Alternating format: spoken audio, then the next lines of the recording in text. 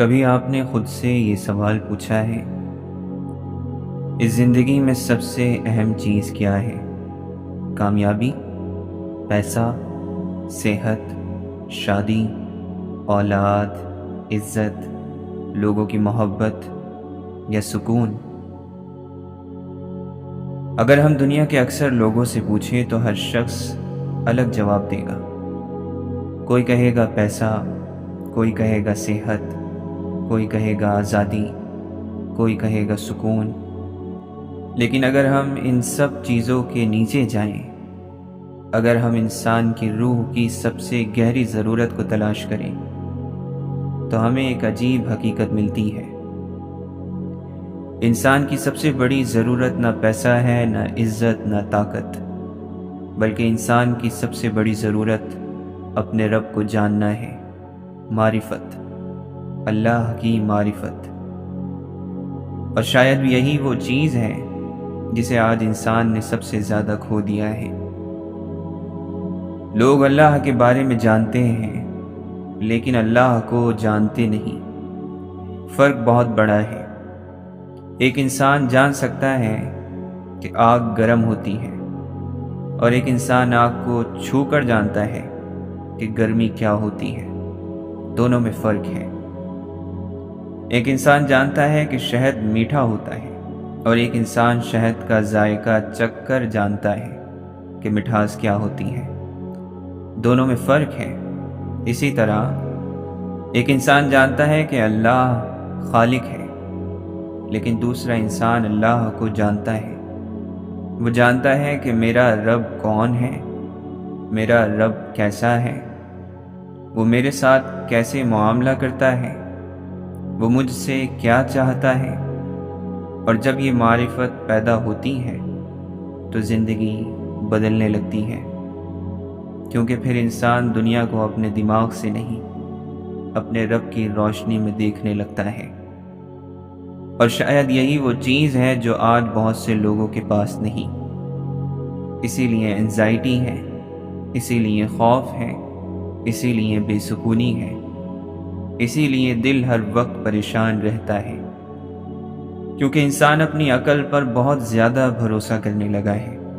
اور یہی مسئلہ ہے، انسان اپنی عقل کو بہت بڑا سمجھتا ہے، حالانکہ اگر ہم سچ بولیں تو ہماری عقل کتنی محدود ہے۔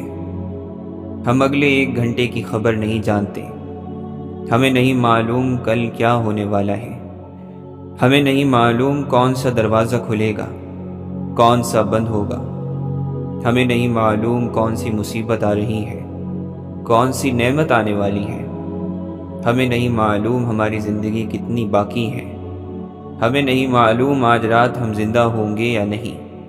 پھر بھی ہم اپنی عقل پر اتنا بھروسہ کرتے ہیں اور اپنے رب پر اتنا کم۔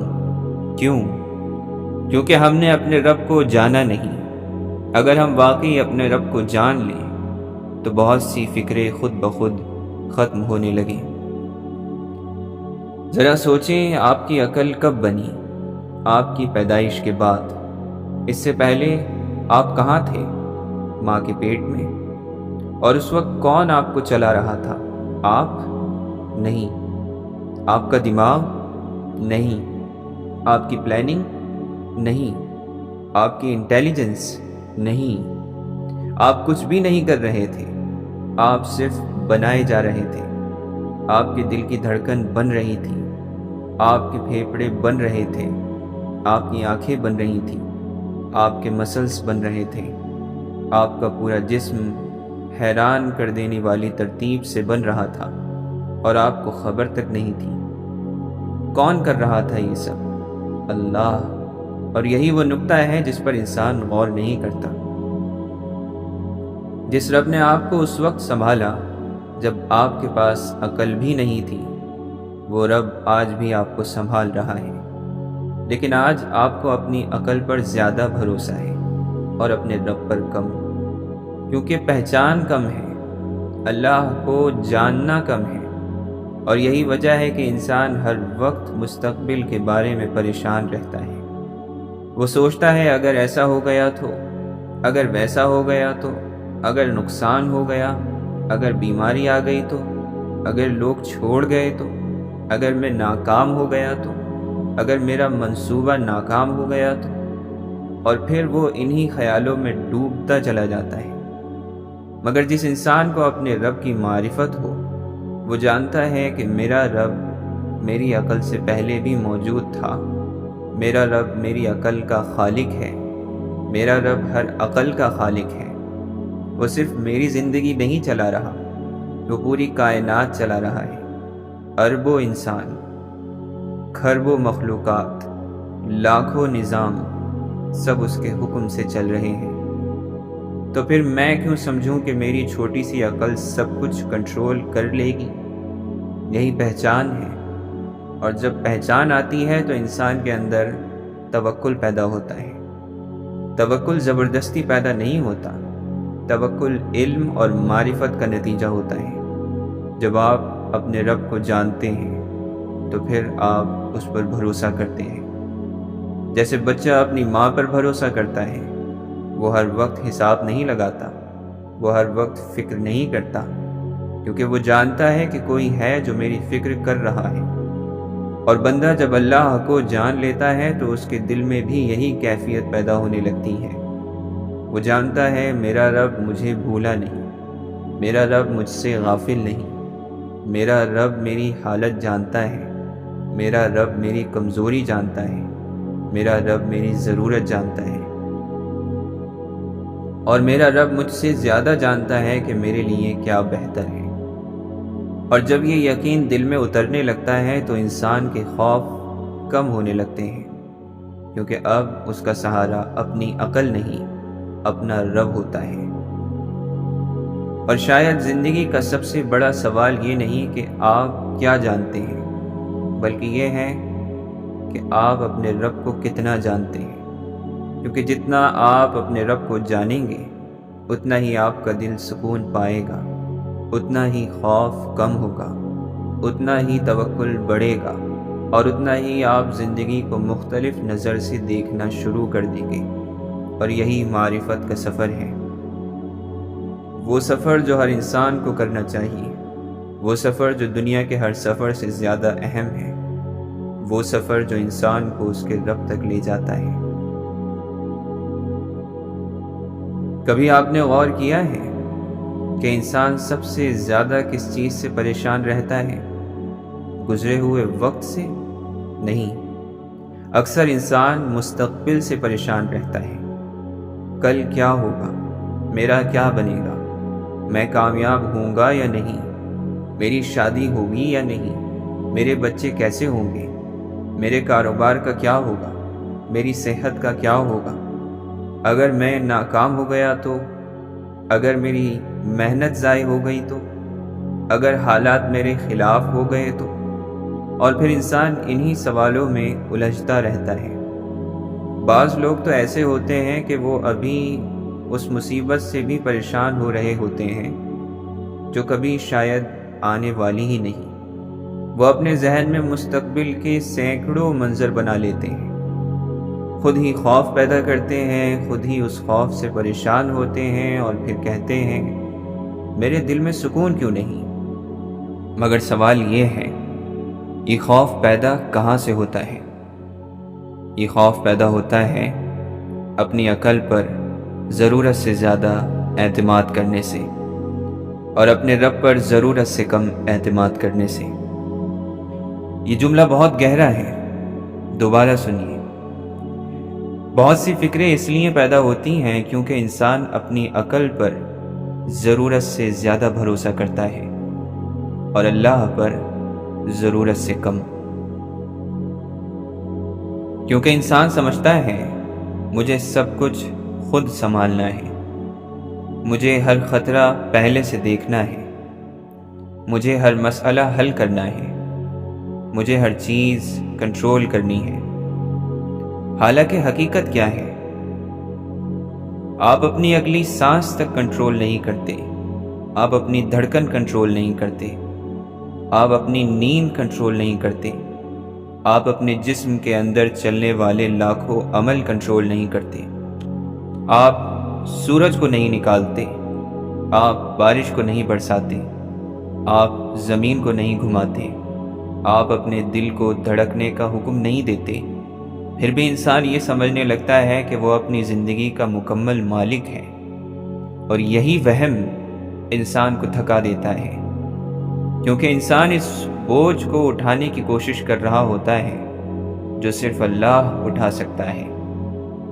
اور یہی وجہ ہے کہ معرفت الہی توکل پیدا کرتی ہے، کیونکہ جب انسان اللہ کو جان لیتا ہے تو اسے احساس ہوتا ہے کہ میں اس کائنات کا مینیجر نہیں ہوں، میں اس دنیا کا کنٹرولر نہیں ہوں، میں صرف ایک بندہ ہوں اور میرا رب سب کچھ سنبھالنے والا ہے۔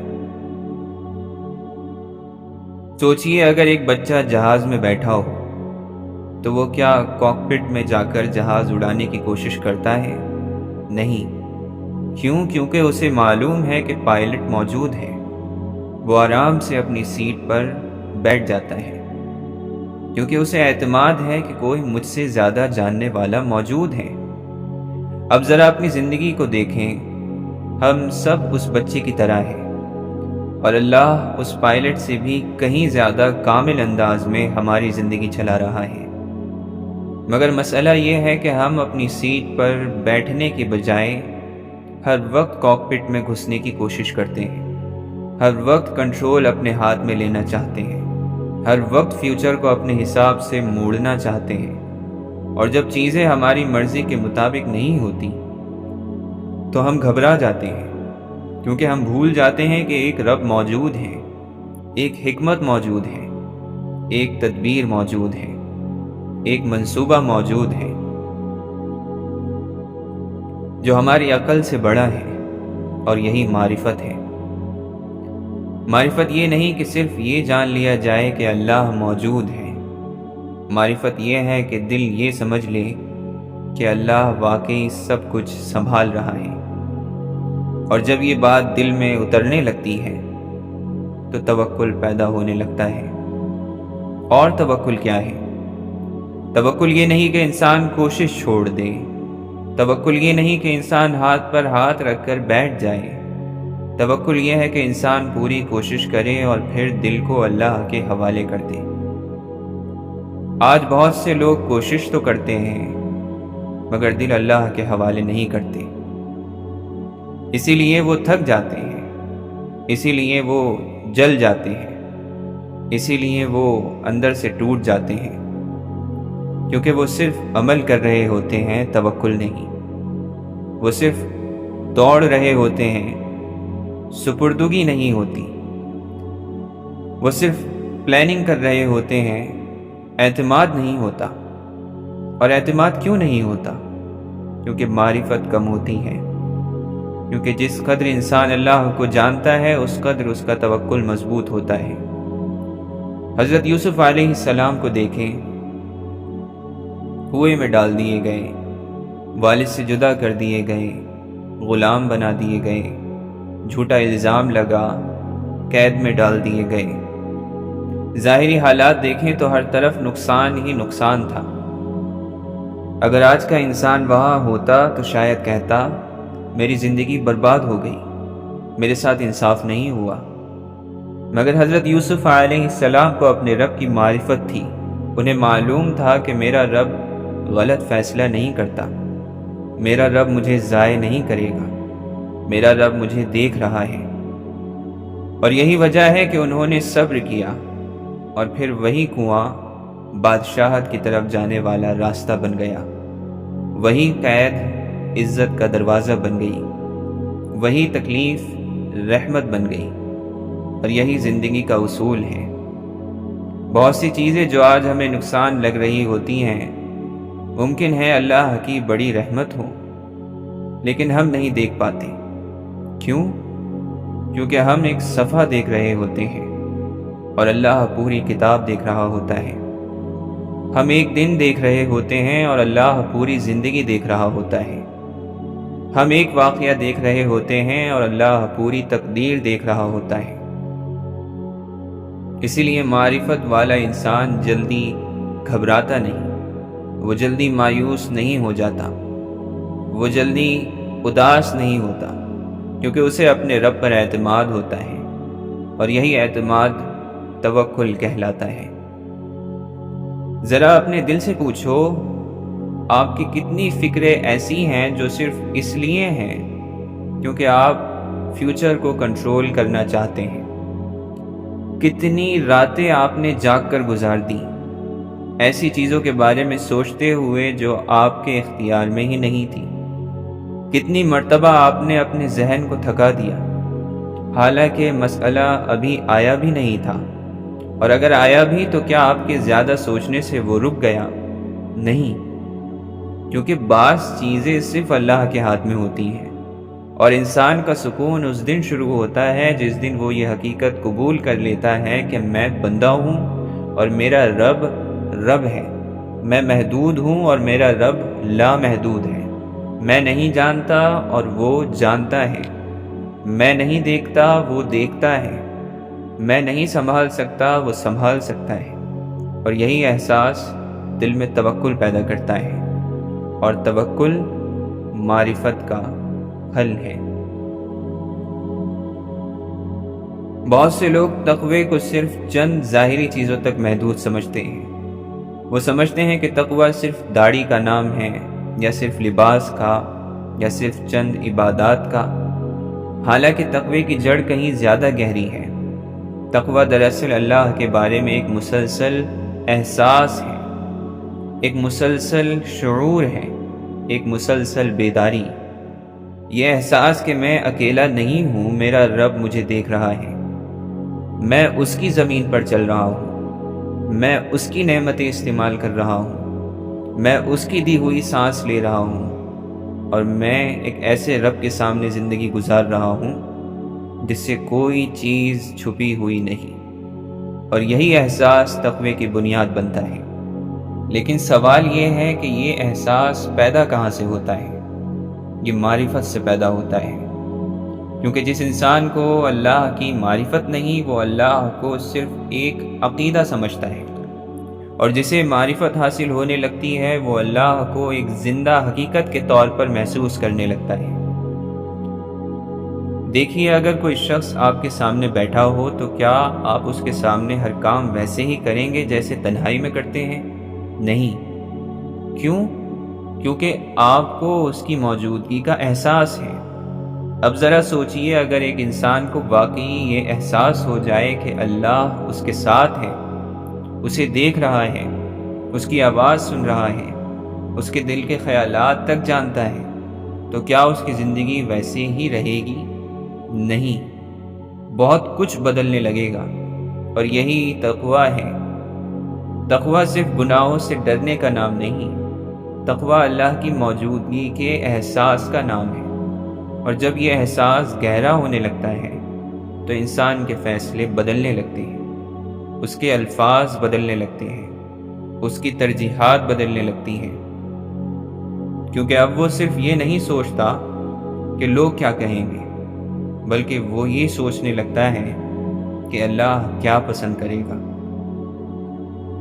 اور یہی اصل تبدیلی ہے، کیونکہ دنیا کا زیادہ تر فساد اس وجہ سے ہے کہ لوگ اللہ کو بھول کر لوگوں کے لیے جینے لگتے ہیں، وہ لوگوں کی تعریف کے لیے کام کرتے ہیں، لوگوں کی خوشنودی کے لیے بدلتے ہیں، لوگوں کی ڈر سے فیصلے کرتے ہیں، لوگوں کی اپروول کے لیے اپنی زندگی گزار دیتے ہیں، اور پھر ایک دن پتہ چلتا ہے کہ جن لوگوں کے لیے زندگی گزاری تھی وہ خود بھی مطمئن نہیں ہوئے، کیونکہ انسان جب اللہ کو چھوڑ کر مخلوق کو مرکز بنا لیتا ہے تو وہ کبھی مطمئن نہیں ہو سکتا۔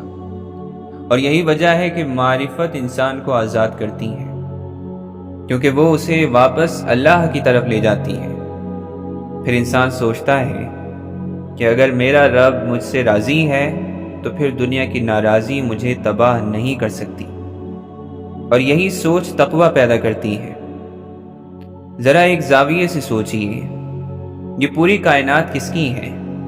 یہ زمین کس کی ہے؟ یہ آسمان کس کے ہیں؟ یہ ہوا کس کی ہے؟ یہ پانی کس کا ہے؟ یہ جسم کس کا دیا ہوا ہے؟ یہ آنکھیں، یہ دل، یہ دماغ، یہ سانس، یہ سب کس کا ہے؟ اللہ کا۔ سب کچھ اللہ کا ہے۔ اب ذرا سوچئے، آپ کسی کے گھر مہمان بن کر جائیں، وہ آپ کا استقبال کرے، آپ کو کھانا دے، آپ کی عزت کرے، آپ کو آرام دے، اور پھر آپ اسی کے گھر میں بیٹھ کر اس کی نافرمانی شروع کر دیں، اس کے اصولوں کا مذاق اڑائیں، اس کے سامنے اس کی مخالفت کریں۔ یہ کتنی عجیب بات ہوگی، لیکن ہم اکثر یہی کرتے ہیں۔ ہم اللہ کی زمین پر رہتے ہیں، اللہ کی نعمتیں کھاتے ہیں، اللہ کی دی ہوئی سانس لیتے ہیں، اور پھر اسی کی نافرمانی کو معمولی سمجھ لیتے ہیں۔ کیوں؟ کیونکہ معرفت کم ہوتی ہے، اس کی پہچان کم ہوتی ہے۔ جس دن یہ معرفت یعنی پہچان بڑھتی ہے، اس دن گناہ کا احساس بھی بدل جاتا ہے۔ پھر انسان صرف اس لیے گناہ نہیں چھوڑتا کہ جہنم کا خوف ہے، بلکہ اس لیے بھی چھوڑتا ہے کہ میرا رب اس سے ناراض ہوتا ہے، اور یہ محبت والا تقویٰ ہے، یہ اعلیٰ درجے کا تقویٰ ہے، کیونکہ شروع میں انسان خوف کی وجہ سے بچتا ہے، لیکن بعد میں محبت کی وجہ سے بچنے لگتا ہے۔ جیسے ایک اچھا بیٹا صرف سزا کے ڈر سے والد کا احترام نہیں کرتا، بلکہ محبت کی وجہ سے بھی کرتا ہے، اسی طرح اللہ کی معرفت رکھنے والا بندہ صرف عذاب سے نہیں ڈرتا، وہ اپنے رب کو ناراض نہیں کرنا چاہتا، کیونکہ وہ جانتا ہے میرا رب مجھ پر کتنا مہربان رہا ہے۔ ذرا اپنی زندگی پر نظر ڈالیے، کتنی غلطیاں ہوئیں، کتنے گناہ ہوئے، کتنی کوتاہیاں ہوئیں، کتنی بار اللہ کی نافرمانی ہوئی، اور پھر بھی اللہ نے سانس نہیں روکی، اللہ نے رزق نہیں روکا، اللہ نے زمین کو حکم نہیں دیا کہ مجھے نگل لے، اللہ نے آسمان کو حکم نہیں دیا کہ مجھ پر گر جائے، بلکہ اس نے مہلت دی۔ وہ انتظار کرتا رہا، وہ دروازہ کھلا رکھتا رہا، وہ بلاتا رہا، وہ معاف کرتا رہا، وہ پردہ ڈالتا رہا۔ اب سوچئے، ایسے رب کی نافرمانی آسان کیسے رہ سکتی ہے؟ اگر انسان واقعی اسے جان لے، اور یہی معرفت کا اثر ہے۔ یہ صرف معلومات نہیں دیتی، یہ دل بدل دیتی ہیں۔ یہ انسان کے اندر ایک نیا شعور پیدا کرتی ہے، ایک نئی حساسیت پیدا کرتی ہے۔ پھر وہ گناہ سے پہلے رکنے لگتا ہے، پھر اس کا دل اسے متوجہ کرتا ہے، پھر وہ خود سے پوچھتا ہے، کیا یہ اللہ کو پسند ہوگا؟ کیا یہ میرے رب کی رضا کا راستہ ہے؟ کیا یہ وہ کام ہے جو میں اللہ کے سامنے کھڑے ہو کر بھی کر سکوں؟ اور یہی سوال تقوی کو زندہ رکھتے ہیں۔ آج بہت سے لوگ گناہوں کے بارے میں جانتے ہیں، لیکن پھر بھی ان میں مبتلا ہیں، کیونکہ مسئلہ صرف علم کا نہیں، مسئلہ معرفت کا ہے۔ علم سر میں ہوتا ہے، معرفت دل میں اترتی ہے۔ علم بتاتا ہے کہ اللہ موجود ہے، معرفت محسوس کراتی ہے کہ اللہ موجود ہے۔ علم بتاتا ہے کہ اللہ دیکھ رہا ہے، معرفت یہ احساس پیدا کرتی ہے کہ اللہ واقعی دیکھ رہا ہے۔ اور جب یہ احساس دل میں زندہ ہو جائے تو تقویٰ پیدا ہونا شروع ہو جاتا ہے۔ اور یہی وجہ ہے کہ معرفت الہی صرف ایک موضوع نہیں، یہ پوری زندگی کی بنیاد ہے، کیونکہ توکل بھی اسی سے پیدا ہوتا ہے، تقویٰ بھی اسی سے پیدا ہوتا ہے، صبر بھی اسی سے پیدا ہوتا ہے، کیونکہ جو شخص اپنے رب کو جان لیتا ہے وہ مصیبت کو بھی پہلی جیسی نظر سے نہیں دیکھتا۔ اگر آپ غور کریں تو انسان کی زندگی کا ایک بہت بڑا حصہ انتظار پر مشتمل ہے۔ ہم کسی نہ کسی چیز کا انتظار کر رہے ہوتے ہیں۔ کوئی شادی کا انتظار کر رہا ہے، کوئی اولاد کا، کوئی نوکری کا، کوئی کامیابی کا، کوئی صحت مند ہونے کا، کوئی کسی دعا کے قبول ہونے کا، اور بعض لوگ تو برسوں سے انتظار کر رہے ہوتے ہیں۔ اور انتظار انسان کے لیے آسان نہیں ہوتا، کیونکہ انسان جلدی چاہتا ہے۔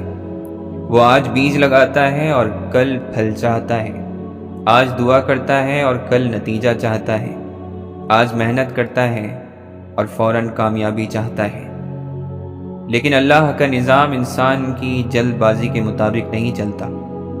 اللہ کا نظام حکمت کے مطابق چلتا ہے، اور یہی وہ مقام ہے جہاں بہت سے لوگ ٹوٹ جاتے ہیں، کیونکہ وہ اللہ کو مانتے تو ہیں مگر ابھی تک اللہ کو جانتے نہیں۔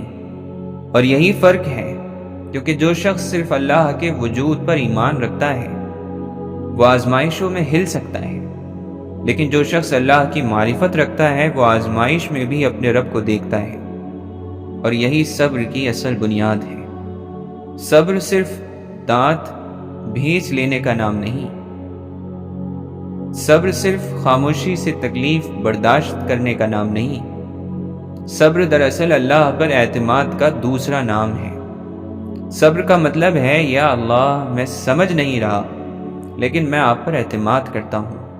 یا اللہ مجھے وجہ نظر نہیں آ رہی لیکن مجھے آپ کی حکمت پر یقین ہے۔ یا اللہ میرے دل کو تکلیف ہے لیکن مجھے معلوم ہے کہ آپ ظلم نہیں کرتے۔ اور یہ کیفیت صرف معرفت سے پیدا ہوتی ہے۔ ذرا حضرت یوسف علیہ السلام کی زندگی کو یاد کریں۔ ایک بچہ اپنے والد سے محبت کرنے والا اچانک بھائیوں کے ہاتھوں کنویں میں پھینک دیا جاتا ہے۔ سوچیے اس وقت اگر کوئی انسان صرف ظاہری حالات دیکھتا تو وہ کیا کہتا؟ یہ تو تباہی ہے، یہ تو ظلم ہے، یہ تو نقصان ہے۔ لیکن اللہ کیا کر رہا تھا؟ اللہ بادشاہت کا راستہ بنا رہا تھا، مگر وہ راستہ کنویں سے گزر رہا تھا۔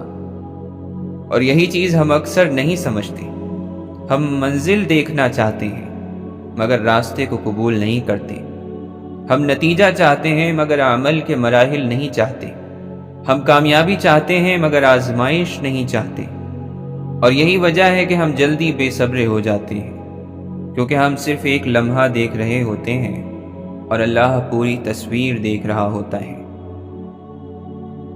ذرا سوچئے اگر حضرت یوسف علیہ السلام کو کنویں میں ڈالنے کے وقت بتایا جاتا کہ چند سال بعد تم مصر کے خزانے سنبھالو گے تو شاید تکلیف آسان لگتی، لیکن اللہ نے انہیں پوری کہانی نہیں بتائی۔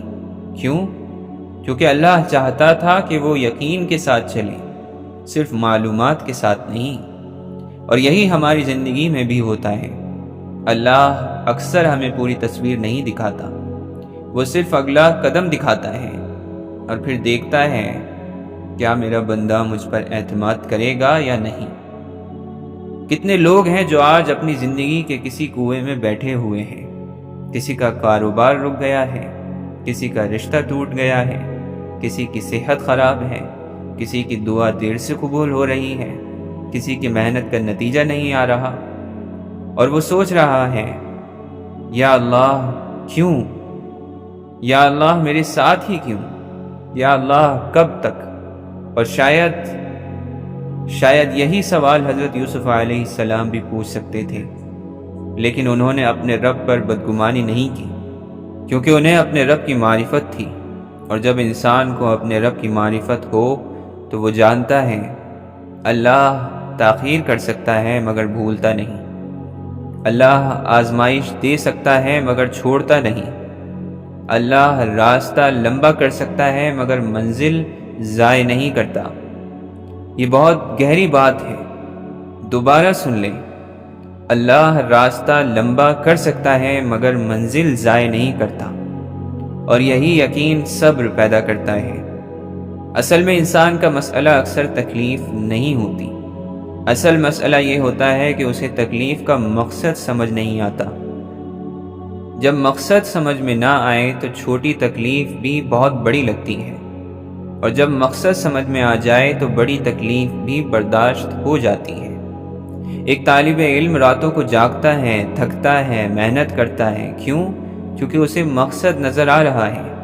ایک ماں اولاد کے لیے قربانیاں دیتی ہے، کیوں؟ کیونکہ اسے مقصد معلوم ہے۔